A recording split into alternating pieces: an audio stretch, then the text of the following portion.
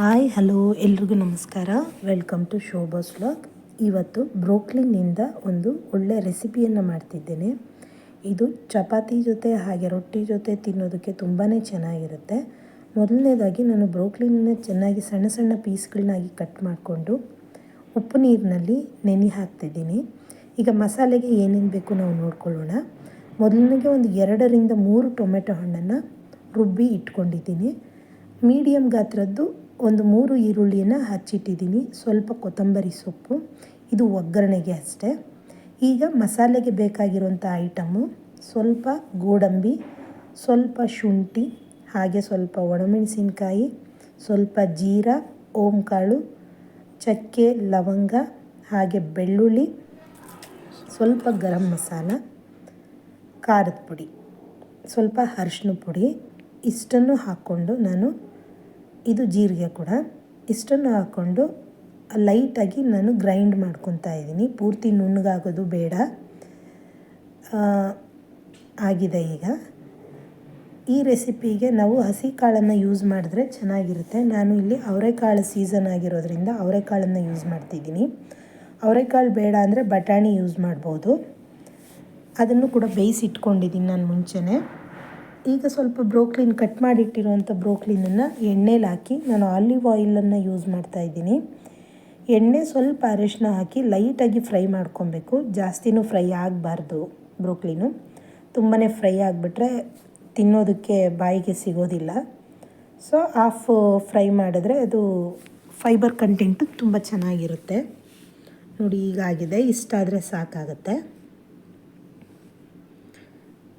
Okay, ನಾನು ಇದನ್ನೆಲ್ಲ ಒಂದು ಸಪ್ರೇಟ್ ಬೌಲ್ಗೆ ಎತ್ತಿಟ್ಕೊತಿದ್ದೀನಿ. ಈಗ ಅದೇ ಬಾಣಲಿಗೆ ಒಗ್ಗರಣೆ ಹಾಕ್ಕೊಳ್ಳೋಣ. ಒಂದು ಬಾಣಲಿಗೆ ಎಣ್ಣೆಯನ್ನು ಹಾಕ್ಕೊಂಡು ನಾನು ಆಲಿವ್ ಆಯಿಲನ್ನು ಹಾಕಿದ್ದೀನಿ. ಎಣ್ಣೆ ಚೆನ್ನಾಗಿ ಕಾದ ಮೇಲೆ ಸಾಸಿವೆ, ಸ್ವಲ್ಪ ಕರಿಬೇವಿನ ಸೊಪ್ಪು, ಹಾಗೆ ಹಚ್ಚಿಟ್ಟಿರುವಂಥ ಈರುಳ್ಳಿ ಹಾಕಿ ಲೈಟಾಗಿ ಫ್ರೈ ಮಾಡ್ಕೊಬೇಕು. ಈರುಳ್ಳಿ ಕಂದು ಬಣ್ಣ ಆಗೋ ತನಕ ಫ್ರೈ ಮಾಡಬೇಕು. ಈರುಳ್ಳಿ ಹಸಿ ವಾಸನೆ ಇದ್ದರೆ ರುಚಿ ಚೆನ್ನಾಗಿ ಅನಿಸಲ್ಲ. ಈಗ ನಾನು ರುಬ್ಬಿಟ್ಟಿರುವಂಥ ಮಸಾಲೆ ಐಟಮನ್ನು ಹಾಕ್ಕೊತಿದ್ದೀನಿ. ಅದೇ ಎಣ್ಣೆಗೆ ಹಾಕ್ಕೊಂಡು ಅದು ಕೂಡ ಹಸಿ ವಾಸನೆ ಹೋಗೋ ತನಕ ಲೈಟಾಗಿ ಫ್ರೈ ಮಾಡ್ಕೊಬೇಕು.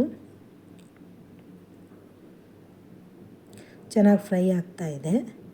ಇದು ಮಸಾಲೆ ವಾಸನೆ ಇರಬಾರ್ದು. ಚೆನ್ನಾಗಿ ಫ್ರೈ ಆದ್ರೇ ರುಚಿ ಚೆನ್ನಾಗಿ ಬರೋದು. ಈಗ ನಾನು ಟೊಮೆಟೊ ಪ್ಯೂರಿಫೈನ ಏನು ಮಾಡ್ಕೊತಿದ್ದೀನಿ ಅದು ಕೂಡ ಹಾಕ್ಕೊಂಡು ಅದು ಕೂಡ ಲೈಟಾಗಿ ನಾನು ಬಾಡಿಸ್ಕೊತೀನಿ. ಅದು ಕೂಡ ಸ್ಮೆಲ್ ಬರಬಾರ್ದು. ಚೆನ್ನಾಗಿ ಕುದಿ ಬರಬೇಕು. ನೋಡಿ ಹೀಗೆ ನೀಟಾಗಿ ಚೆನ್ನಾಗಿ ಕುದಿ ಬಂದ ನಂತರ ನಾನು ಸ್ವಲ್ಪ ಮಸಾಲೆ ಗಟ್ಟಿಯಾಗಿದೆ. ಸ್ವಲ್ಪ ನೀರನ್ನು ಹಾಕ್ಕೊತಿದ್ದೀನಿ. ಮಸಾಲೆ ತೊಳೆದಿಟ್ಟಿರುವಂಥ ನೀರನ್ನೇ ನಾನು ಹಾಕ್ಕೊತಾ ಇದ್ದೀನಿ. ಇದು ಸ್ವಲ್ಪ ಚೆನ್ನಾಗಿ ಕುದಿ ಬರ್ತಾಯಿದೆ. ಈಗ ಇದು ಕುದಿ ಬಂದ ನಂತರ ಬೇಯಿಸಿಟ್ಟಿರುವಂಥ ಅವರೆಕಾಳನ್ನು ಹಾಕ್ಕೊತಿದ್ದೀನಿ. ಅವರೆಕಾಳು ಬದಲಾಗಿ ನೀವು ಬಟಾಣಿನೂ ಯೂಸ್ ಮಾಡ್ಬೋದು, ತೊಗರಿಕಾಳು ಯೂಸ್ ಮಾಡ್ಬೋದು. ಹಸಿ ಕಾಳನ್ನು ಯೂಸ್ ಮಾಡಿ, ಟೇಸ್ಟ್ ತುಂಬ ಚೆನ್ನಾಗಿರುತ್ತೆ. ಕಾಳು ಬೇಯಿಸುವಾಗ ಸ್ವಲ್ಪ ಉಪ್ಪನ್ನು ಹಾಕಿ ಬೇಯಿಸ್ಕೊಂಡ್ರೆ ಕಾಳಿಗೆ ಚೆನ್ನಾಗಿ ಹಿಡ್ದಿರುತ್ತೆ. ಈಗ ಅದು ಕುದಿ ಬಂದ ನಂತರ ನಾನು 1 ಸ್ಪೂನ್ನಷ್ಟು ಧನಿಯಾ ಪುಡಿ ಹಾಕ್ಕೊತಿದ್ದೀನಿ. ನಾನು ಮಸಾಲೆ ರೆಡಿ ಮಾಡೋದ್ರಲ್ಲಿ ಧನಿಯಾ ಕೂಡ ಹಾಕ್ಕೊಬೋದಾಗಿತ್ತು. ಧನಿಯಾ ಹುರಿದು ಅದನ್ನು ಪುಡಿ ಮಾಡ್ಕೊಬೋದಾಗಿತ್ತು. ಬಟ್ ನಾನು ಅದು ಹಾಕಲಿಲ್ಲ. ಹಂಗಾಗಿ ಸಪ್ರೇಟಾಗಿ ನಾನು ಧನಿಯಾ ಹಾಕ್ಕೊತಿದ್ದೀನಿ ಪುಡಿಯನ್ನು. ಅದು ಕುದಿ ಬಂದಮೇಲೆ ಬೇಯಿಸಿಟ್ಟಿರುವಂಥ ಬ್ರೋಕ್ಲಿನ್ ಕೂಡ ಹಾಕಬೇಕು. ಚೆನ್ನಾಗಿ ಮಿಕ್ಸ್ ಮಾಡಬೇಕು. ಇದು ಸ್ವಲ್ಪ ಚೆನ್ನಾಗಿ ಮಿಕ್ಸ್ ಮಾಡಿ ಕುದಿ ಬಂದ ನಂತರ ರುಚಿಗೆ ತಕ್ಕಷ್ಟು ಉಪ್ಪನ್ನು ಹಾಕಬೇಕು. ಕಾಳಿಗೆ ನಾನು ಮುಂಚೆನೇ ಬೇಯೋದಕ್ಕೆ ಉಪ್ಪು ಹಾಕಿರೋದ್ರಿಂದ ನೋಡಿಕೊಂಡು ಉಪ್ಪು ಹಾಕಿ. ಉಪ್ಪು ಕಮ್ಮಿ ಆದರೂ ತಿನ್ಬೋದು, ಜಾಸ್ತಿ ಆದರೆ ತಿನ್ನೋದಕ್ಕಾಗೋದಿಲ್ಲ. ಈಗ ಇದು ಚೆನ್ನಾಗಿ ಕುದಿ ಬರ್ತಿದೆ. ಈಗ ಲಾಸ್ಟ್ನಲ್ಲಿ ಇದಕ್ಕೆ ಸ್ವಲ್ಪ ಕೊತ್ತಂಬರಿ ಸೊಪ್ಪನ್ನು ಹಾಕ್ತೀನಿ. ಹಾಗೆ ಕಸ್ತೂರಿ ಮೇಥಿನ ಹಾಕಬೇಕು. ಮೇಯ್ನ್ ಕಂಟೆಂಟ್ ಇದೇನು ಅಂತಂದರೆ ಕಸ್ತೂರಿ ಮೇಥಿ ಫ್ಲೇವರ್ ಚೆನ್ನಾಗಿ ಕೊಡುತ್ತೆ.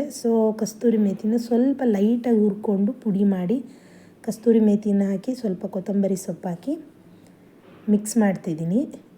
ಬಿಸಿ ಅಕ್ಕಿ ರೊಟ್ಟಿ ಚಪಾತಿಗೆ ತಿನ್ನೋಕ್ಕೆ ತುಂಬಾ ಚೆನ್ನಾಗಿರುತ್ತೆ. ತುಂಬ ಟೇಸ್ಟಿಯಾಗೂ ಇರುತ್ತೆ. ನೀವು ಒಮ್ಮೆ ಟ್ರೈ ಮಾಡಿ. ಈ ರೆಸಿಪಿ ಇಷ್ಟ ಆದಲ್ಲಿ ಪ್ಲೀಸ್ ಲೈಕ್ ಮಾಡಿ, ಶೇರ್ ಮಾಡಿ, ಹಾಗೆ ಸಬ್ಸ್ಕ್ರೈಬ್ ಮಾಡಿ. Thank you for watching. Thank you.